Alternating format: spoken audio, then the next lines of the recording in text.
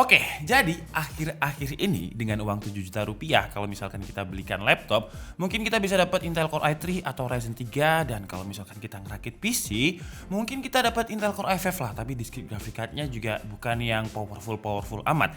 Nah, gimana kalau misalkan dengan uang 7 juta kita bisa dapat device yang rasanya mirip banget seperti PC tapi lebih baik. Dan perkenalkan, ini adalah Huawei MatePad 11 dengan Harmony OS-nya. Lah, tadi kan kita ngomongin PC atau mobile desktop. Kenapa larinya ke MatePad? MatePad kan tabletnya Huawei. Karena Huawei mengklaim MatePad-nya ini udah a PC-like. A PC-like itu feel-nya mirip seperti PC. Mirip ya, mirip itu bukan berarti sama. Menarik, apakah benar seperti itu? Apakah gara-gara Harmony OS-nya? Kita breakdown sama-sama. Pertama-tama, untuk spesifikasinya berbeda dengan MatePad sebelumnya. Kalau dulu pakai chipsetnya Huawei sendiri yaitu Kirin, sekarang pakai Snapdragon 865. Dan Snapdragon 865 di Huawei ini menurut saya stabil banget. Semua tes ini saya menggunakan settingan Super Saiyan Huawei atau Performance Mode. Dan hasilnya di 3D Max Stress Test Loop sebanyak 20 kali, stability-nya di mode performance ini bisa tembus 99,4%. Jadi sama sekali tidak throttling. Dan kalau untuk performa gamingnya di PUBG dapat settingan smooth extreme, nggak ada masalah sama sekali, nggak ada drop FPS, stabil banget. Dan lanjut ke game yang agak berat yaitu Genshin Impact dengan settingan yang highest dengan 60 FPS. Hasilnya nggak dapat 60 sih ya, tapi masih playable di angka average sekitar 30-an FPS ke atas. Mungkin karena RAM-nya yang masih 6GB dan sayangnya nggak ada varian 8GB di Huawei MatePad 11 ini. Padahal menurut saya kalau 8GB kita bisa lebih produktif gitu ya. Kita bisa buka banyak tab dan banyak aplikasi. Terus untuk storage-nya dia 128GB tapi masih bisa di-expand up to 1TB. Dan sama seperti di MatePad generasi sebelumnya, sayang banget belum ada versi seluler untuk MatePad 11 ini. Jadi Wi-Fi only. Tapi kalau kita lihat harganya, menurut saya sih masih oke banget. Harga SRP-nya ini 7.299.000. Kalian bisa beli pas launching nanti tanggal 29, dan pas launching nanti akan ada banyak promo. Jadi ada aksesoris tambahan dan juga up to 600.000. Jadi 7,2 dikurangi 600 harganya sekitar 6,8 juta. Murah banget loh ya itu untuk sebuah Snapdragon 865, apalagi untuk layarnya juga bukan layar yang murah karena layarnya udah memiliki refresh rate 120 Hz. 120 Hz-nya ini adaptif dan adaptifnya ini lumayan cepat. Selama saya pakai jarang stuck di 60 Hz. Untuk memperagakannya kita akan menggunakan website UFOTest. Ketika statik nggak saya touch, di situ akan terbaca 60 Hz. Tapi ketika sudah saya touch langsung jadi 120 Hz. Dengan adaptifnya ini baterainya bisa jadi lebih awet karena ketika nggak kalian apa-apakan refresh-nya akan auto diturunkan ke 60 Hz yang tentunya akan menghemat baterai. Dan yang saya suka ya, 120 Hz-nya ini selain adaptif bisa dikunci, di lock di 120 Hz. Karena kalau misalkan kalian sudah terbiasa menggunakan 120 Hz, kayak mau balik ke 60 Hz itu kayak apa sih, kayak gak mau move on gitu loh dari 120 Hz. Dan jujur aja ini adalah MatePad yang paling smooth yang pernah saya review. Chipsetnya udah Snapdragon 865, refresh rate-nya 120 Hz, ditambah lagi dengan Harmony OS-nya ini. Mau digunakan scroll di home screen, smooth banget buat sosial mediaan, apalagi. Kalau saya pribadi lebih suka saya lock di 120 Hz. Karena ya itu tadi saya nggak mau move on dari 120 Hz ke 60 Hz. Cuman kalau kalian pengen lebih hemat banget baterainya ya bisa pakai yang adaptif. Karena dengan adaptifnya ini Huawei sendiri mengklaim baterainya bisa tahan 12 jam untuk video playback dan 12 jam untuk office hour dan 10 jam untuk browsing. Selain refresh rate yang kenceng, layarnya juga udah memiliki sertifikasi DCI-P3 dengan 86% screen to body ratio, dimensi layarnya ini 10,9 inch dan resolusinya udah WQXGA atau 2560 x 1500 pixel. Jadi kalau digunakan untuk streaming movie, entertainment atau main game, Genshin Impact tadi aja warna gamenya itu lebih kerasa pop up dan lebih bagus. Untuk kontrasnya juga udah tinggi banget dengan 1500:1. Ditambah lagi audionya ini untuk entertainment juga udah enak banget karena dia memiliki quad speaker, quad mic juga, speakernya ini dituning sama Harman Kardon. Tapi kalau untuk quad mic dan juga quad speaker ini sebenarnya di MatePad sebelumnya juga sudah ada. Dan dengan 4 mic-nya ini kalau misalkan digunakan WFH, meeting online dari rumah, menurut saya kalau misalkan mungkin kalian ketinggalan earphone-nya, cukup pakai mic internal dari Huawei ini aja udah lebih dari cukup. Oke, jadi ini adalah kualitas kamera depan dari Huawei MatePad 11 ya. Ini saya pegang tangan dua. Jadi kalau ada orang vlogging pakai tablet menurut saya kurang gimana gitu ya, karena harus tangan dua seperti ini dengan layar 10,95 inch. Jadi kalau terlalu lama ya pegel. Tapi kalau misalkan kira-kira kalian gunakan untuk WFH ya, kualitas layarnya bakalan seperti ini. Masih oke banget ya dibandingkan dengan webcam yang ada di laptop. Jadi kalau digunakan untuk WFH menurut saya masih oke banget. Sekarang kita cobain untuk kamera belakangnya. Dan ini adalah kualitas video kamera belakangnya ya. Kebetulan sekarang itu lagi senja ya. Jadi yang anak senja silakan menikmati senja yang ada di situ. Cuman sekarang kita lihat untuk fokusnya nih. Misalkan saya mau fokuskan ke bunga ini. Tuh ya, kira-kira seperti ini untuk fokusnya.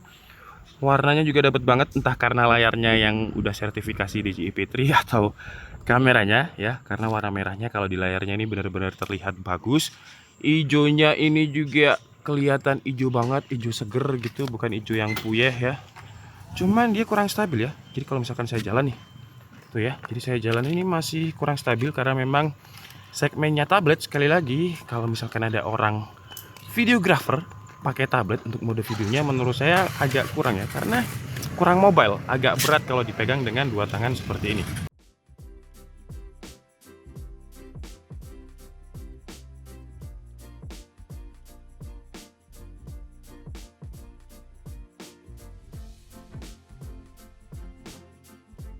Oke, jadi cukup tentang spesifikasi dari Huawei MatePad 11 ini ya. Intinya kalau secara spesifikasi dia berubah. Kalau dulu pakai Kirin, sekarang pakai Snapdragon 865.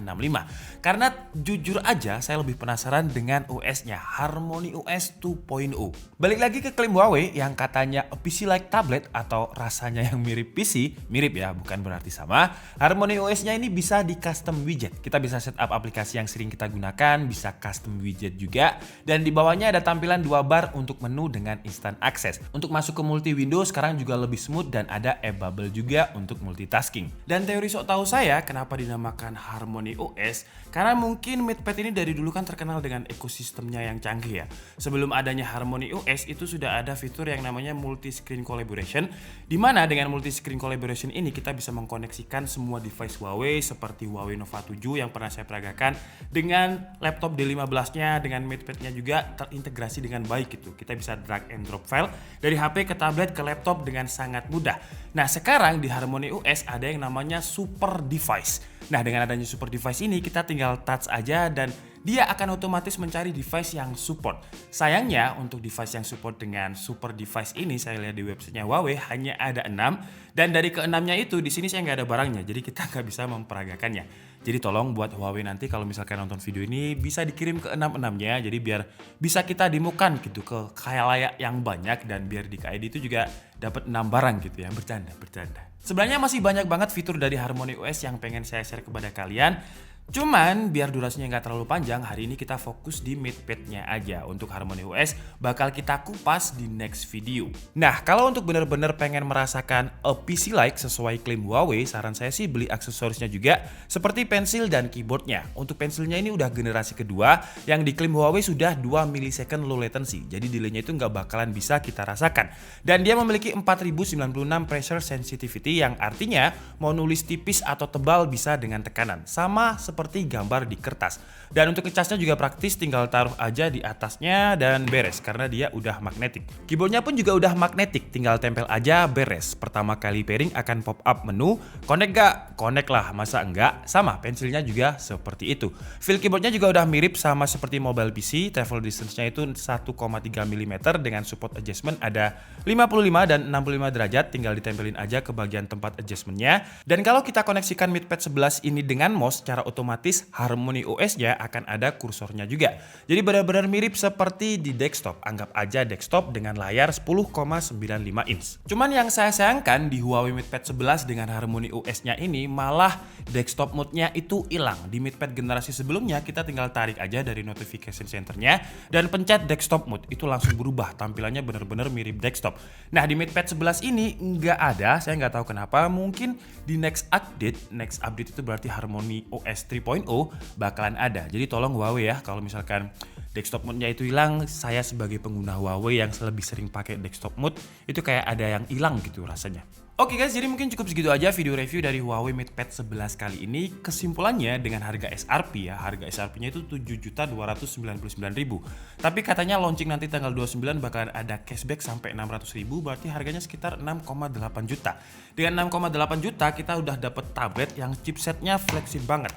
Jadi dia udah pakai Snapdragon 865, RAM-nya 6GB, storage 128 yang up to 1TB, dan layarnya juga refresh rate-nya kenceng banget, 120Hz dengan sertifikasi DCI-P3 dan juga resolusi yang tinggi. Terus kelebihannya menurut saya adalah Harmony OS-nya ini ya, karena perpaduan antara chipsetnya yang fleksibel 120Hz dan OS-nya ini benar-benar beda banget, kerasa lebih smooth dan juga lebih responsif.